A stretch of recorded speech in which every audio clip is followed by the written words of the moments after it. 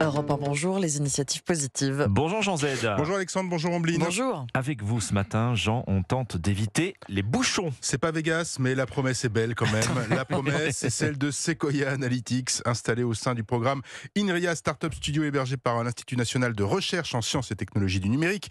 Cette start-up azuréenne est effectivement pour objectif de fluidifier le trafic grâce à une technologie innovante. Et pour elle, le constat est sans appel.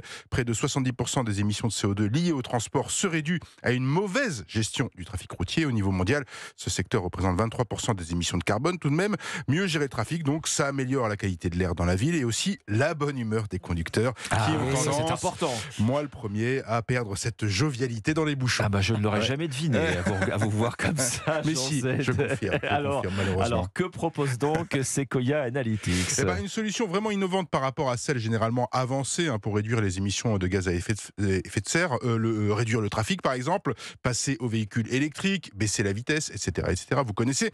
Ce que propose Sequoia Analytics, c'est l'idée de la start-up, c'est de s'appuyer sur les infrastructures déjà existantes. Par exemple, le réseau de fibre optique déployé pour Internet, le Internet très haut débit, est justement présent le long des grands axes routiers. Alors, comment cette fibre optique peut-elle donner des informations sur la circulation? Sequoia Analytics utilise une technologie optique baptisée le DAS. Ce DAS permet tout simplement de transformer cette fibre optique en capteur sonore, des milliers de paires d'oreilles capables d'entendre et de mesurer les vibrations produites par les voitures, les camions, les motos, etc. Oui. L'avantage par rapport aux caméras de vidéosurveillance du trafic installées toutes les 5 à 10 km, la fibre peut fournir une mesure quasi en temps réel tous les 10 mètres. Oui. Le système fournit un niveau de détail inédit et vitesse et accident compris, et permet aussi au pouvoir public de réagir extrêmement rapidement. Et une expérimentation, Jean, a déjà eu lieu. Oui, sur une partie de la voie rapide à Nice, un test qui a duré 2 mois avec un retour encourageant des données optiques récupérées. Alors pour traiter cette masse de données, parce qu'il y a beaucoup de données, Sequoia Analytics a programmé des algorithmes d'intelligence artificielle pour traiter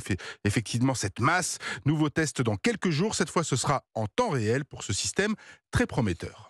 Les initiatives positives, restez patient au volant, Jean, surtout. Oui, Merci Jean Z.